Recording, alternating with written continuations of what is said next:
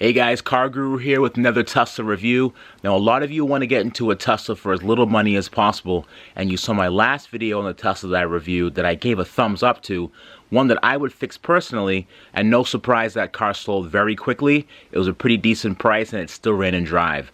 So to whoever purchased it, reach out to me and let me know how the car is and how everything went with the purchasing. Now, I've been getting tons of emails for cars to review, but this next one coming up has hands down been my most frequently requested vehicle. This is a salvage flood car on eBay instead of Copart. We're going to check this one out and see what it has to offer. I've been getting a lot of questions about this car, and I think this may have been the second or possibly the third time this car was relisted on eBay. And one of the things I like about eBay as opposed to buying from the other car auction sites is that you actually get a full description of this vehicle, and this car is actually tied to an individual that will happily answer your questions. You could probably pick up the phone and call them or send them a private message on eBay as well. So I do like purchasing cars from eBay a little bit more. And the description, again, you really can't beat the description on eBay. Whereas the other auction sites, Copart, IAI, etc., they don't really have descriptions like this. They just have the primary and secondary damage on those vehicles. So we're bidding on a 2012. Okay, it was involved in a freshwater claim. Note, electrical, engine, motor, transmission don't show water exposure. Now that's an interesting line. I'm not really sure how they determined that. Were they looking for the water line? Did they drop the drive unit to inspect it? Or did they just not see water around the drive unit and other components? So I'm not really sure how they assessed that damage. That'd be a good question to ask them should you decide to move forward with this vehicle. Minor scratches all around. Okay. Now, it did run when they got it 7 months ago, which is about, I think that's June of 2017, which was a long time before any of the flooding in Texas or Florida. So this may not be a victim of those major floods. It might be a minor flood that the masses may not be aware of. So that's something that's good to note. But even still, we're not sure how high the floodwaters got on this car. So they also said they put around 400 miles on it. All right, and after sitting a few weeks, the car's little battery died. After replacing it, the car never started. It's been sitting there ever since, apparently. All the electrical systems work, except the car does not run or drive. That's interesting. I like that. All the electrical systems work, except the major one that makes the car actually drive work. That's clever wording. Let's take a look at these photos. Now, the first thing you notice is that this car is pretty clean. It's actually very clean. There's no way they found the car like this. This is definitely a car that was cleaned by them or whatever other auction company they purchased it from. But this is a very, very clean car. Looks like it was detailed. I see there's some condensation built up in the taillight right there. And the second thing you notice about this car too is that it's absolutely slammed to the ground. The air suspension, there's no air in the shocks at this point. That could be because the air compressor isn't working, or you know, the battery died and the air just leaked out over time. I mean, over a long time. But judging by the position of the car, I don't think this car died right where it was. This looks like it's in the middle of a parking lot. So I don't think the car died right there. But either way, with that stance, that car isn't going very far or very fast anytime soon. Let's go back to this condensation photo for a second. It looks like, if you look at this carefully, it looks like there's almost like an inch to 3/4 of an inch of water in that taillight. That really isn't an indication as to how high the floodwater was. This is actually a very, very common issue in a lot of Teslas where some of the seals might not be as sturdy as they should be, therefore allowing water to leak past that. But that is kind of that's more water than I remember seeing in a lot of vehicles. Just take note of that. That's something that's probably going to have to be replaced. Now, I'm not seeing any signs of water lines. I highly doubt that this is going to be a car that you'll easily find the water line on because it was so well cleaned. I mean, this car is mint. I mean, I drive my car every day, and my car is a cesspool compared to this one. This is actually really nice. There are miscellaneous scratches here and there on the car. There's a minor dent in that rear quarter panel, but that's a piece of cake to fix. Yeah, there's a lot of photos on here. This is definitely a well thought out ad. That's definitely a good sign. The inside's super clean as well. I'm looking at the top of the seats. I don't really see any evidence of water there either. So I'm really not sure how high the water got in this car. 31,529 miles. That's where the car is located right now in California. Nothing's really jumping out at me. I do have a couple things in my head that I want to refer back to. But no, this car is really clean inside and out. They did a good job with this, and this would be very, very tempting for a person that wants to get into a Tesla for low money. Now let's play the game that everyone wants to play. It's called Google That VIN. See? So this is what the car used to look like. This is the same exact VIN. So you could tell this car was definitely cleaned. A lot of the markings for the damage on the car were wiped off. Because this is a big difference from the way the car looked here and the way the car looks now. That's a big difference for sure. Now it also looks like the car was sitting a lot higher in this photo as well. So over time, obviously that sunk down. The air compressor was working at some point. If we Google this one, that's a blurry image of what shows up for the car, but the odometer says 31,250 miles. So the seller is somewhat correct in saying that they did put additional mileage on it. However, it doesn't seem like it's quite the 400 miles that they claim. That would bring the number to around, I think, 280 miles or so. So it looks like they drove an additional 280 miles. But again, I'm just speculating here. There might be a discrepancy between what this website says that the car has and what the car actually has on it now. So this number may not be completely accurate. So I'll give them the benefit of the doubt there. But the car was driven. Now there's a couple things that don't really sit too well with me. And that is something that I saw on the MCU itself. If you look at this photo of the MCU, you'll see that there's that red exclamation mark. And what I would want to do is I'd want to ask the seller what that exclamation mark means or what it says is the error code. Typically when you click on this in the Model S, if you tap on it, it'll actually tell you what's wrong with the car specifically. But I'm willing to bet that this car says, "Car will not start, please contact Tesla service." The kind of typical generic cryptic message that you get from these cars when you try to diagnose them. The interesting part about this screen too is that it says that Bluetooth is initializing.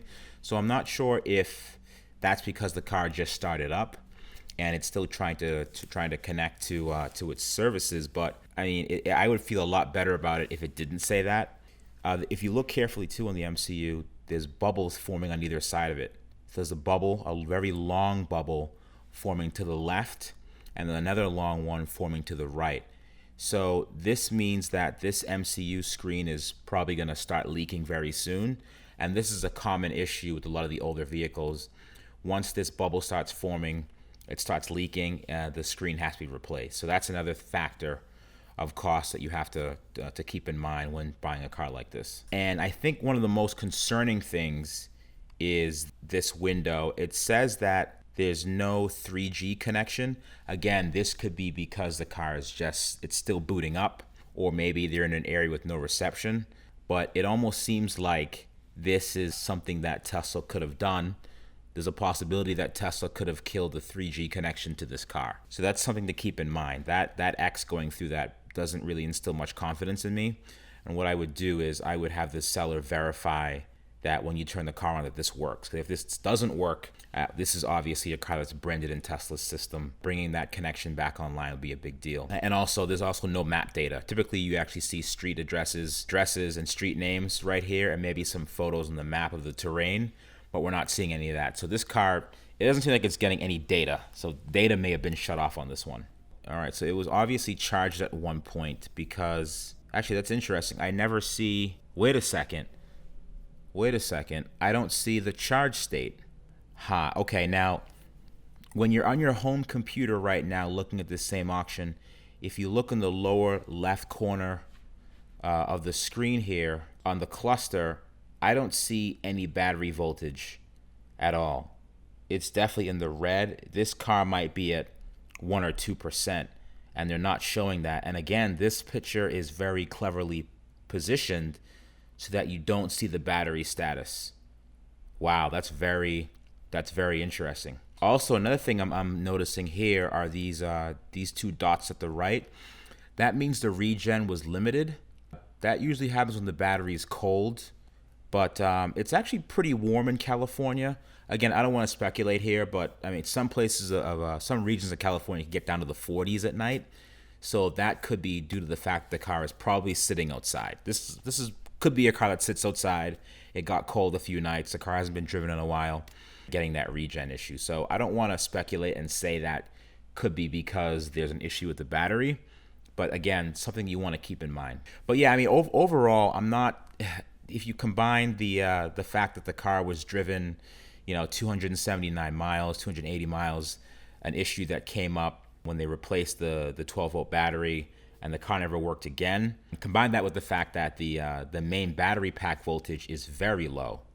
I mean, I am noticing that that is an extremely low value because I'm not seeing any green on that whatsoever. Here, I don't see any green there, so that's definitely not the best sign. I'm not saying that if you were to get this car and figure out that 12-volt issue, that it may not necessarily start working again.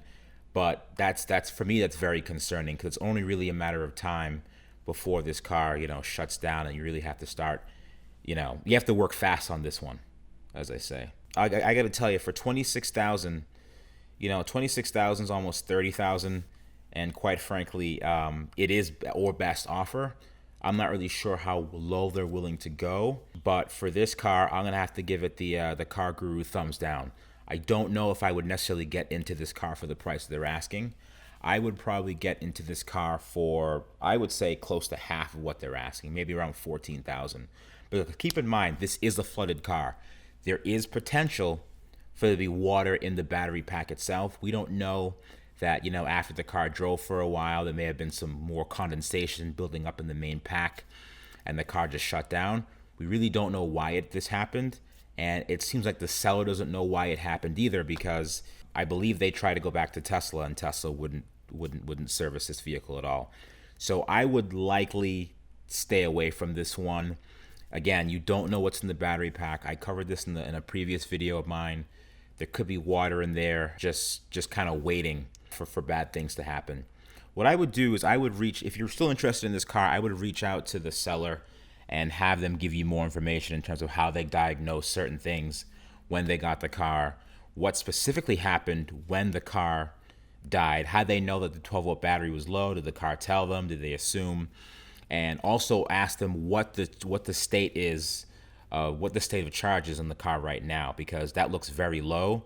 If the seller tells you that the car has 1 or 2 miles left of range, there's going to be a point where this car shuts down completely, and it's going to be very, very challenging to wake it back up again. I would also ask the seller if the car charges, even using level 1 charging. So that's what I would do.